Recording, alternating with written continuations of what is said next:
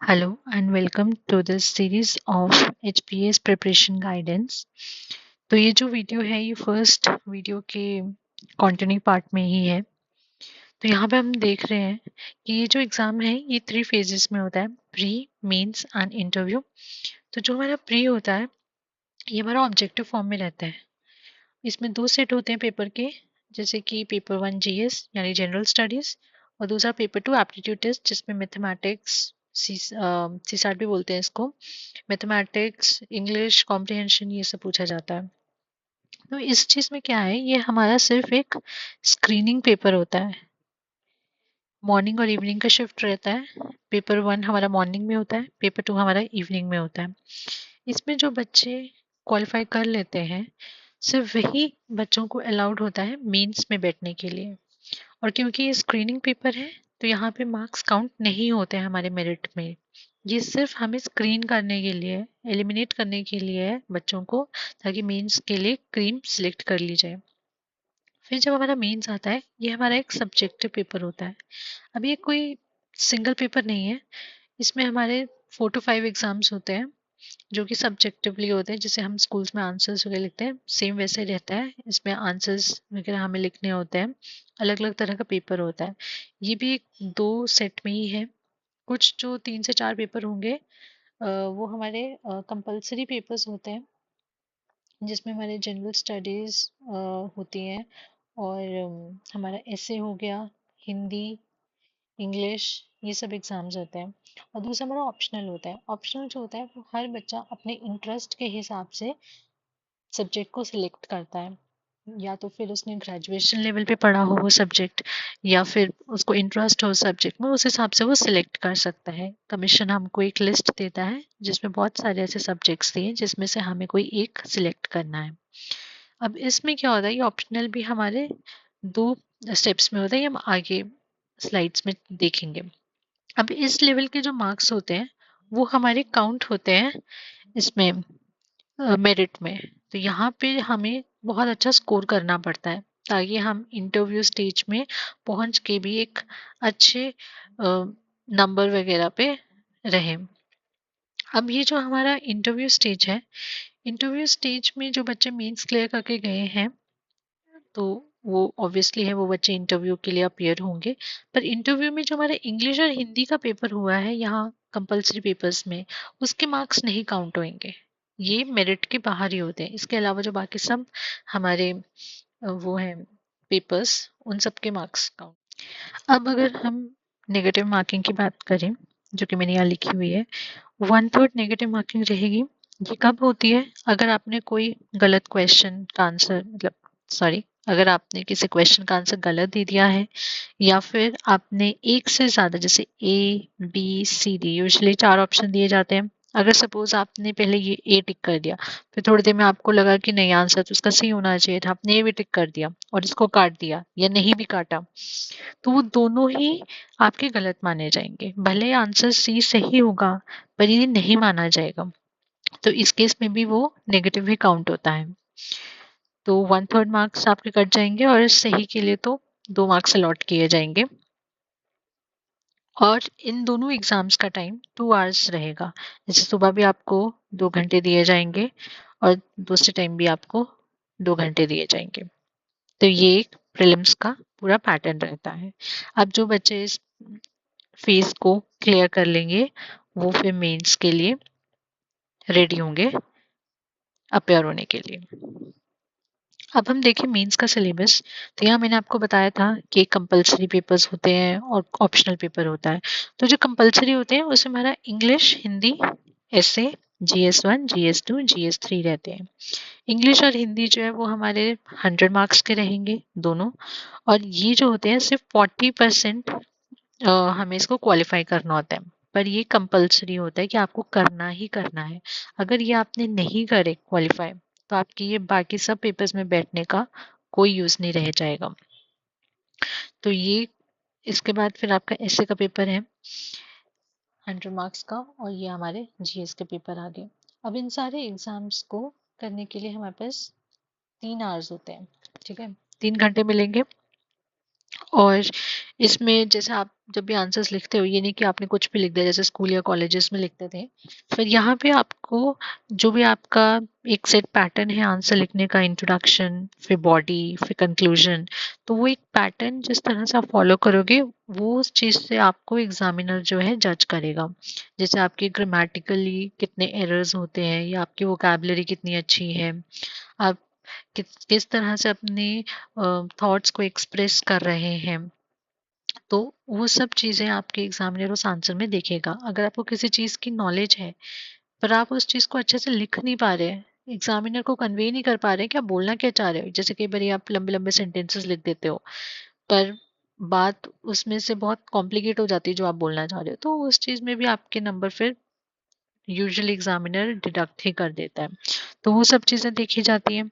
फिर अब क्वेश्चन आएगा कि भाई पेपर का क्या लेवल क्या आएगा। अब ये जो जनरल स्टडीज है, लिखा तो जनरल है, क्या पेपर भी जनरल आएगा। तो वो जो होता है हमारा लेवल बीए और बीएससी लेवल का होता है, तभी इसमें ग्रेजुएशन हमारा वो रहता है एलिजिबिलिटी। पर जो हमारे ऑप्शनल का पेपर होता है ये हमारे दो सेट में होता है, पेपर वन, पेपर टू, दोनों 100 मार्क्स ईच का होता है। और ये एक पूरी लिस्ट है, मैं जूम कर देती हूँ। ये सारे हमारे 31 सब्जेक्ट्स हैं। इसमें से आप कोई सा भी अपनी इंटरेस्ट के हिसाब से सिलेक्ट कर सकते हैं, या आपको लगता है जो ज़्यादा स्कोरिंग है या जो मैं ज़्यादा अच्छे से कर पाऊंगी या जिसका सिलेबस थोड़ा कम है, तो उस लेवल से आप इसको सिलेक्ट कर सकते हैं। मैं डिस्क्रिप्शन में कमीशन की वेबसाइट डाल दूंगी जहाँ पर इन सभी ऑप्शनल सब्जेक्ट्स के सिलेबस भी मेंशन। अब जैसे आपको डाउट आ सकता है कि अगर इंटरव्यू में किन्हीं दो स्टूडेंट्स के नंबर जो है वो इक्वल आ गए तो कमीशन कैसे प्रोसीड करता है। तो उस केस में जो है वो मेंस के नंबर पे प्रेफरेंस दी जाती है कि जिसके ज़्यादा मेंस में नंबर होंगे उसको प्रेफरेंस दी जाएगी इंटरव्यू स्टेज में। तो इसीलिए कहा जाता है कि आप जितना हो सके उतना मेंस में स्कोर करो, क्योंकि रिटर्न में तो कोई भी उस चीज़ को चैलेंज नहीं कर सकता ना फिर, कि मतलब जिसको ज़्यादा नॉलेज होगी, जिसने अच्छे से एक्सप्रेस करके लिखा होगा, उसके नंबर तो कोई काट नहीं सकता है। इंटरव्यू में तो ये है कि वो ओरली आप बोल रहे हो, इंटरैक्ट कर रहे हो, तो उसमें तो फिर जो सामने जो कमीशन के अथॉरिटीज बैठी होती हैं उनको आपका आंसर पसंद आ रहा है, नहीं आ रहा है, या उनका मन नहीं किया आपको नंबर देने का, तो उसमें तो कोई भी काउंटर क्वेश्चन नहीं कर सकता कि मतलब उसने ऐसा आंसर दिया तो मैंने इतने नंबर दे दिए, कोई उस चीज को क्वेश्चन नहीं कर सकता। तो वहां पे अगर आपने भले जितना मर्जी अच्छा इंटरव्यू दिया हो, मे बी आपको उतने अच्छे मार्क्स ना मिले, पर जो मीन्स है उसमें तो जो आपने एक बार लिख दिया तो वो एक रिकॉर्ड में आ गया है। तो उस चीज को तो फिर कोई ऐसे नहीं बोल सकता कि भाई आपने ये चीज नहीं लिखी है, या फिर आपने ये चीज लिखी है और आपको नंबर नहीं दिए गए हैं, तो आप एटलीस्ट बोल भी सकते हो। तो वही है कि आप मेंस में जितना हो उतना ज़्यादा अच्छा स्कोर करने की कोशिश करो। अब जो हमारा इंग्लिश और हिंदी रहता है, जो हमारे बाकी जीएस के पेपर है वो तो हमारे बीए और बीएससी लेवल के हो गए। अब जो इंग्लिश और हिंदी है ये इतना हाई लेवल का नहीं होता है, ये सिर्फ हमारा 12th लेवल तक का ही पूछा जाता है। तो ये हमारा ओवरव्यू एक तरह से मेन सिलेबस का हो गया। अब अगर हम इसको और डिटेल में देखें, तो जो हमारा इंग्लिश है वो हमने देखा कि 100 मार्क्स का होता है। तो इसमें क्या क्या आता है, जो हमारी ग्रामर हो गई, टेंसेस पूछ लिए, या हमें प्रोनाउंस, प्रॉपर नाउंस, जो भी हम पढ़ते थे, वर्ब्स, एडजेक्टिव्स, तो ये सब पूछा जाता है।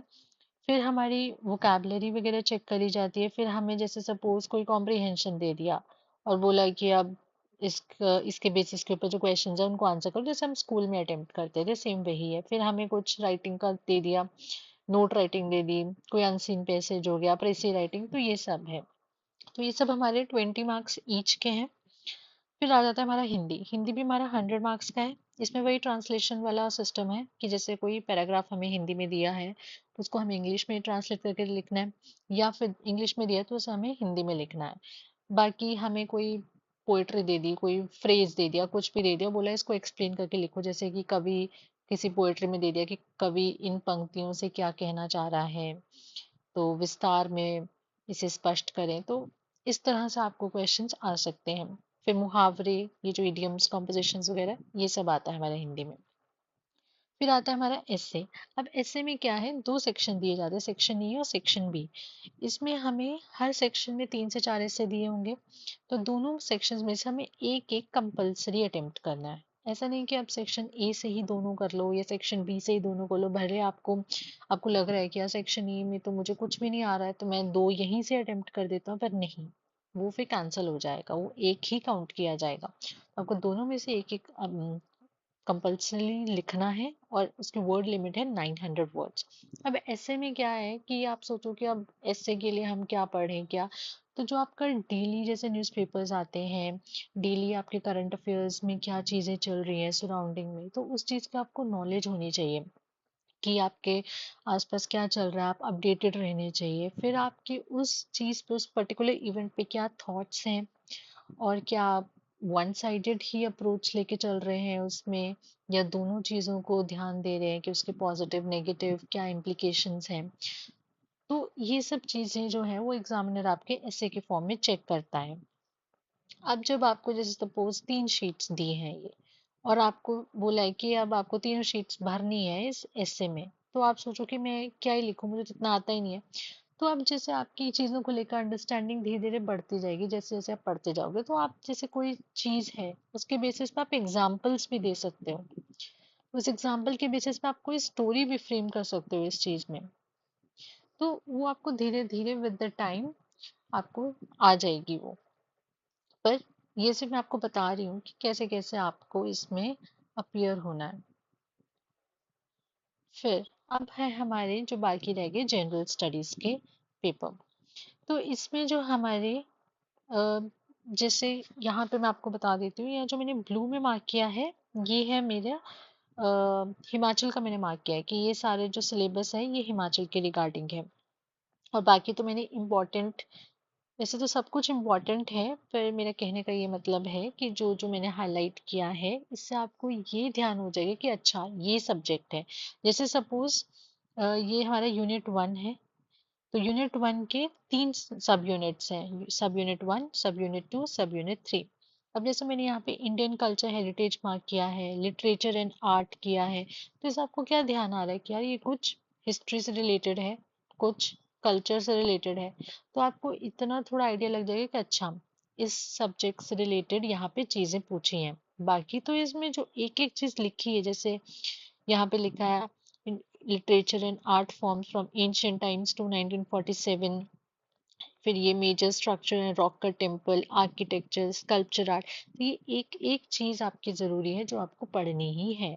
आप जैसे जैसे सिलेबस या बुक्स पढ़ेंगे आपको दिखेंगी ये सब चीजें। ऐसा नहीं है कि सिर्फ कल्चर जो मैंने हाईलाइट किया आपने वही पढ़ना है, नहीं, वो सिर्फ आपको एक जनरल आइडिया के लिए कि हाँ ये इस सब्जेक्ट से रिलेटेड है। अब जैसे सब यूनिट 2 है, तो ये हमारे वर्ल्ड के बारे में, आप कैसे आप पता लगा सकते हो। जैसे देखो इंडस्ट्रियल रेवोल्यूशन, जब हमारा इंडस्ट्रियल रेवोल्यूशन हमारा यूरोप में स्टार्ट हुआ था, कैपिटलिज्म वगैरह आया था, फिर ब्रिटिशर्स, पोर्टुगीज, डच, ये सब लोग आए, तो ये देखो फासिस्ट आइडियोलॉजी, हिटलर थे, ये सब। तो ग्लोबल इम्प्लीकेशंस, यहाँ से आपको पता लग जाएगा कि अच्छा ये वर्ल्ड से रिलेटेड है, तो इसका मतलब आपको वर्ल्ड हिस्ट्री पढ़ना पड़ेगी। फिर अलग अलग तरह के जो हमारे वर्ल्ड वॉर हुए हैं, boundary settlements, decolonisation, nationalism, globalisation, तो ये सब आपको चीज़ें सिलेबस में रहेंगी। अब जो सब यूनिट 3 है, इसमें हमारा है जैसे emergence and growth of early medieval states, Kangra, Kullu, Chamba. यहाँ से आप समझ आओ, गोरखा इन्वेजन, हिल स्टेट्स अंडर कॉलोनियल पावर, मतलब ये हमारा सारा हिमाचल का है। अब हम आते हैं सेकंड यूनिट पे। ये तो था हमारा यूनिट 1 जीएस 1 का, अभी जीएस 1 ही चल रहा है।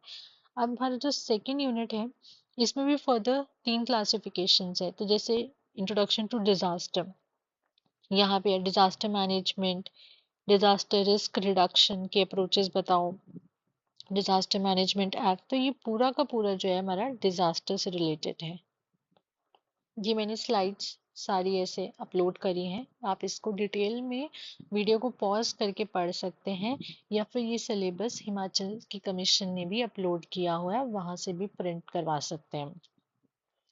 फिर उसके बाद हमारा सब यूनिट 2 है, ये ज्योग्राफी से रिलेटेड है हमारा। इसमें जैसे वही माउंटेन फिजिकल फीचर्स वगैरह, vegetation, physical geography, human geography, economic geography, वो सब चीजें इसमें दी गई हैं हमारी। अब इसका जो सब यूनिट 3 है, तो उसमें ज्योग्राफी किसकी है? हिमाचल प्रदेश की। हिमाचल में जितने जितने फीचर्स हैं, क्या प्रोसेसेस हैं, वो सब हिमाचल के रिगार्डिंग यहाँ पे दी गई है। अब GS1 का यूनिट 3, यूनिट 3 का सब यूनिट 1 में हमारा सोसाइटी आता है, इंडियन सोसाइटी, कि कैसे कैसे हमारी सोसाइटी इवॉल्व हुई है, विमेन को लेकर क्या स्टेटस रहा है एंशियंट में, मिडाइवल में, प्रेजेंट में, तो वो सब चीज़ें यहाँ पे कवर हो जाएंगी। सब यूनिट 2 में हमारा public service, governance, Gandhian thought, तो ये हमारा जो भी गवर्नेंस को लेकर हमारे एथिक्स हैं, वो सब इसमें इंक्लूडेड हो जाएंगे। गांधीयन थॉट भी ये पूछते हैं इसमें। और सब यूनिट 3, इसमें हमारा सोसाइटी ऑफ हिमाचल प्रदेश आ जाएगी, जो भी इसके ट्राइब्स हैं, फेयर्स, फेस्टिवल्स, कितने सारे रिचुअल्स फॉलो होते हैं हिमाचल में, तो वो सब चीज़ें यहाँ पे फॉलो करी जाएगी। अब हमारा GS2, तो अभी तक जो हमने देखा वो था हमारा GS1, ये हमारा पहला पेपर था। अब है हमारा GS2। अब GS2 में बेसिकली क्या आता है? हमारा पॉलिटी, IR यानी कि इंटरनेशनल रिलेशंस, गवर्नेंस, तो बेसिकली ये चीज़ें पूछी जाती है हमारी GS2 में। तो जैसे यहाँ का सब यूनिट 2 है कॉन्स्टिट्यूशन ऑफ इंडिया, सब unit 1 constitution of India, fundamental rights, DPSP, ये सब हमारे पॉलिटी के टॉपिक्स हैं। ठीक है, तो सब यूनिट 1 में तो आप एक तरह से देखें पॉलिटी कवर हो रही है, जो इसके बेसिक्स हैं। सब यूनिट 2 में हमारे फर्दर एक स्टेप ऊपर है पार्लियामेंट, यूनियन, रोपा, फिर हमारे अलग अलग कॉन्स्टिट्यूशनल बॉडीज हैं, तो ये सब चीज़ें इसमें कवर हो जाएंगी। ये भी पॉलिटी का पार्ट है, पर इसमें गवर्नेंस भी आ जाती है। ठीक है, फिर उसके बाद है सब यूनिट 3, यहाँ पे हमारे फिर से हिमाचल का आ गया। तो हिमाचल में क्या क्या जुडिशियल बॉडीज हैं, पॉलिटिकल पार्टीज हैं, किस तरह से हमारी स्टेट बनी, पहले हमारा चीफ कमिश्नर प्रोविंस था, उसके बाद क्या बोलते बाद में कैसे ये स्टेटहुड का दर्जा मिला इसे, तो वो सब चीज़ें यहाँ पे पूछी जाएंगी। अब हमारा यूनिट 2 में फर्दर 3 क्लासिफिकेशंस हैं। तो यहाँ पे गवर्नेंस वाले इश्यूज जैसे कि हमारे एडमिनिस्ट्रेशन किस तरह से चलता है, ये सब इंडिया के रिगार्डिंग है। एडमिनिस्ट्रेशन हो गया, लोकल सेल्फ गवर्नमेंट होगी, ये यहाँ पे कवर हो जाएगा। अब सब यूनिट 2 में हमारा NGO, सेल्फ हेल्प ग्रुप्स, या बाकी जो हमारे शेड्यूल कास्ट, शेड्यूल ट्राइब्स को लेके बॉडीज जो है, एक्ट्स हैं, वो सारे यहाँ पे कवर हो जाएंगे। अब सब यूनिट 3 फिर से हिमाचल का आ गया। अब हिमाचल के रिस्पेक्ट में जो हमारी पॉलिटी तो हमने देख ली है, जो हमारी गवर्नेंस है ये आ जाएगी। इसमें डिफरेंट डिफरेंट जो हमारे लॉज बनते हैं, राइट्स बनते हैं, अमेंडमेंट्स होती हैं, ये कुछ वर्ड्स जो आपको नए लग रहे होंगे, आप धीरे धीरे सीख जाएंगे। फिर है हमारा यूनिट 3, ये हमारे कम्प्लीटली इंटरनेशनल रिलेशंस हैं, जो इंडिया के क्या रिलेशंस हैं विद द फॉरेन नेशंस, वो सब चीज़ें इसमें कवर होंगे। कि कैसे डील करता है इंडिया अपने नेबरहुड से, या फार नेबरहुड से कैसे डील करता है, तो वो सब चीज़ें इसमें कवर्ड हैं। और इसके सब यूनिट में हिमाचल में क्या चीज़ें फॉलो हो रही हैं इसको लेकर, जैसे कि ये साइबर क्राइम है, ड्रग मेनेस है, या सोशो इकोनॉमिक डेवलपमेंट है, कास्ट की, शेड्यूल कास्ट की, शेड्यूल ट्राइब की, सिंगल लाइन एडमिनिस्ट्रेशन, तो जो भी चीज़ें ये सब पॉलिटी के अंडर ही आती हैं, पॉलिटी एंड गवर्नेंस, तो ये सब चीज़ें यहाँ पे हैं। अब हमारा लास्ट है, सॉरी नॉट लास्ट, ये है हमारा पेपर 4 यानी कि जनरल स्टडीज 3। अभी तक हमने 2 जनरल स्टडीज के देख लिए सिलेबस। अब जनरल स्टडीज 3 में हमारा आ जाता है इकोनॉमी। इकोनॉमी तो हमें पता है, जैसे कि इंडियन इकोनॉमी में हमारे क्या आ जाता है, बैंकिंग आ जाती है, फिर हमारे जैसे GDP कंट्री की क्या है, और हमारी पॉपुलेशन वगैरह को नज़र में रखते हुए हमारी इन्फ्लेशन क्या है, डिफ्लेशन क्या है, तो वो सब चीज़ें यहाँ पे आ जाती है, अनएम्प्लॉयमेंट, ये सब चीज़ें। फिर मॉनेटरी पॉलिसी बैंकिंग में आ जाता है, लिबरलाइजेशन, प्राइवेटाइजेशन, ये सब यूनिट 2 में जो हमारे 5 ईयर प्लान्स हो गए, फिस्कल पॉलिसी होगी, करंट जो हमारी स्कीम्स चल रही हैं प्रधानमंत्री से रिलेटेड, या और जो बाकी स्कीम्स होती है वेलफेयर स्कीम्स वगैरह, और कुछ हमारी फाइनेंशियल या इकोनॉमिक ऑर्गेनाइजेशन जैसे IMF हो गया, OECD हो गया, ब्रिक्स हो गया, WTO हो गया। तो ये सब बॉडीज के बारे में यहाँ A to Z आप पढ़ेंगे।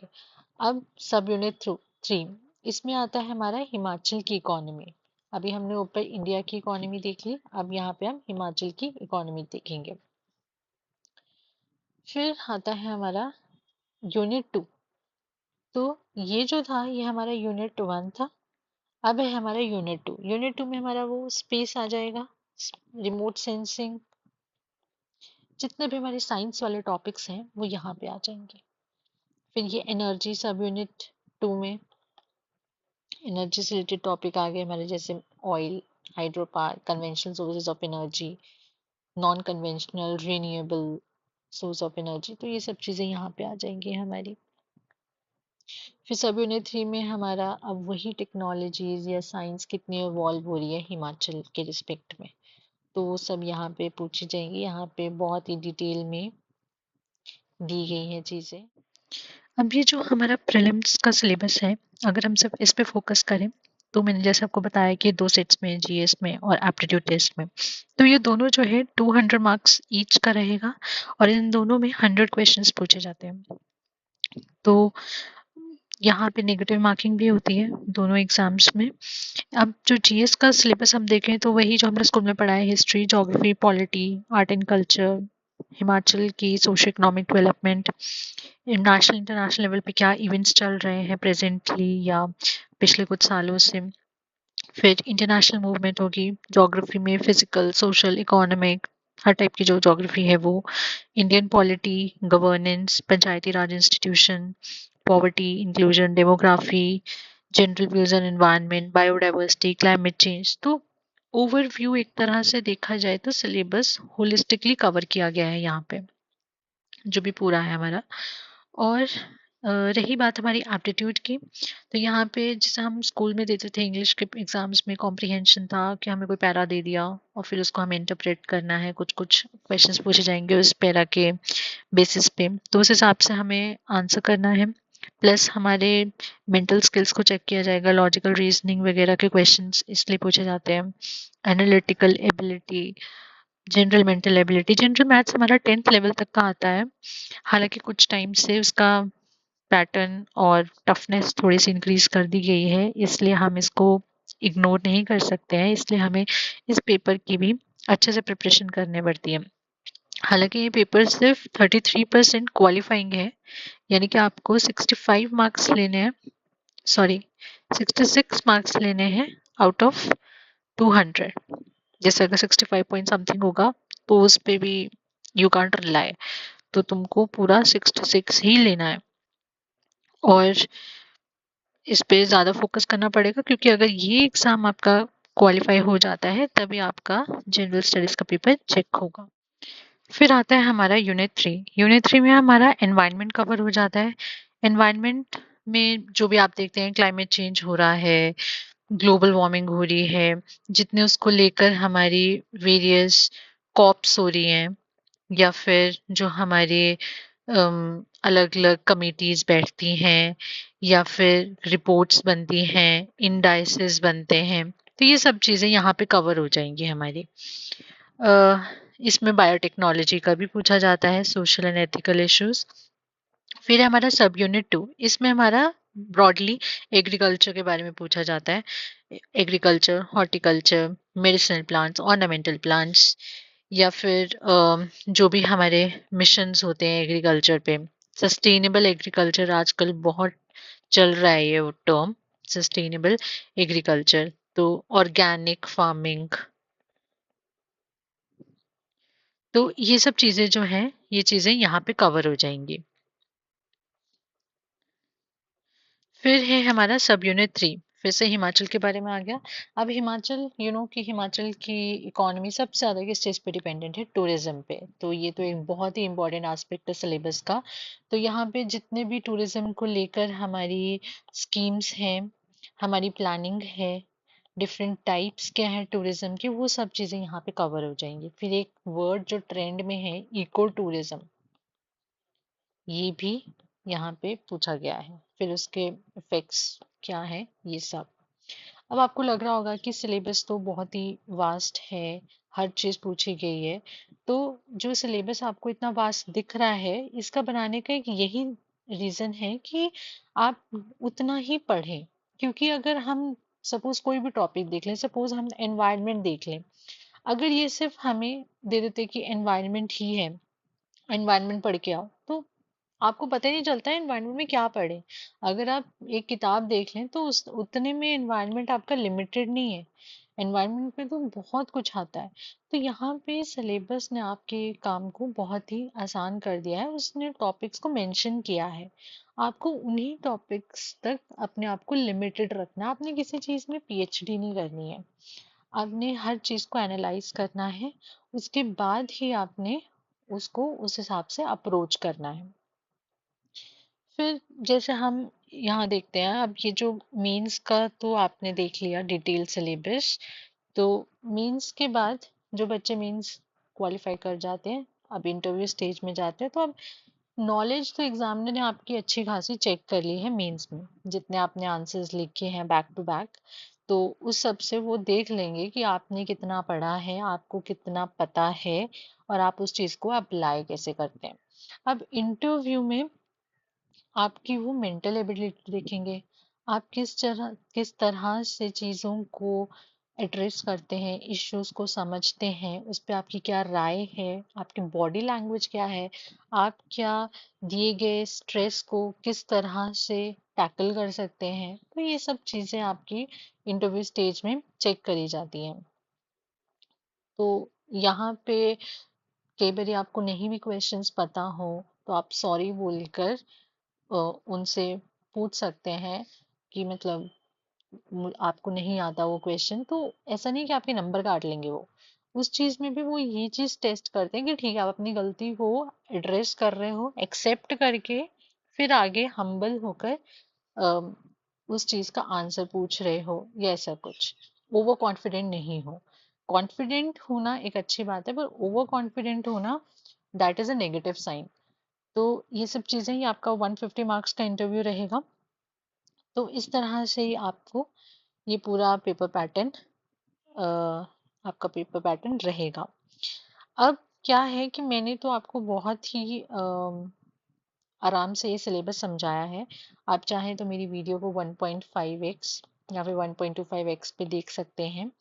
और ये सिलेबस आपको मैंने जैसे कहा कि कमीशन की वेबसाइट से भी आप प्रिंट कर सकते हैं डाउनलोड करके। और मैंने आपको सिर्फ एक समझाने के लिए ये दिया है, क्योंकि कई बार बच्चे इतना सिलेबस देखते हैं तो उसको जनरली इग्नोर करते हैं कि ठीक है देख लेंगे, जैसे जैसे पढ़ते जाएंगे लग जाएगा पता है। तो नहीं, ऐसा नहीं है। आपको सिलेबस जो है थरोली पता होना चाहिए कि क्या चीज़ें आ रही हैं, क्योंकि जब आप न्यूज़पेपर्स पढ़ोगे अपने आप को करंटली अपडेट करने के लिए या फिर अपनी वोकैबलरी के लिए, तो जैसे आपको कोई चीज़ आप पढ़ रहे हो किसी एडिटोरियल में, कोई वहां पे वर्ड आ गया और वो वर्ड आपके सिलेबस से लिंक हुआ, पर अब आपको पता ही नहीं है कि वो चीज आपके सिलेबस में दी गई है, तो आप उसको मे बी इग्नोर कर सकते हो, या आप उस पर ध्यान नहीं दोगे, या उसको बस ऐसे रीड करके छोड़ दोगे। तो ऐसा नहीं है, अगर वो चीज वो वर्ड आपके सिलेबस में मेंशन है तो उसका मतलब वो टॉपिक आपके लिए इम्पोर्टेंट है। आप उस टॉपिक को 2-3 बार देखिए। वो कब पता होगा? जब आपको सिलेबस की थारो नॉलेज होगी। अगर आपको पता है कि सिलेबस में ये चीजें हैं, तो आप उन्हीं चीजों को न्यूज़पेपर में भी देखेंगे और उसको ग्रास्प करेंगे। तो यही चीज है। और आपको अगर मेरा वीडियो अच्छा लगा, आपको इससे कोई हेल्प आई, तो दैट्स वेरी, मतलब मुझे बहुत अच्छा लगेगा कि अगर आपको ये वीडियो काफ़ी हेल्प करे। And thank you so much for your patience listening. अगर आप चाहते हैं कि मैं और ऐसे स्ट्रैटेजिक वीडियोस आगे अपलोड करती रहूं, तो प्लीज़ मुझे कमेंट सेक्शन में ज़रूर बताएं। और मैं कोशिश करूंगी कि इसके बाद आपको किस तरह से इस पेपर में कैसे कैसे सब्जेक्ट्स को डिवाइड करना है, कौन से सब्जेक्ट से शुरू करें, वो सब मैं आपको आने वाली वीडियोस में ज़रूर बताऊंगी। पर प्लीज़ मुझे ज़रूर रिव्यू देना अगर आपको ये वीडियो ने हेल्प किया है। Thank you.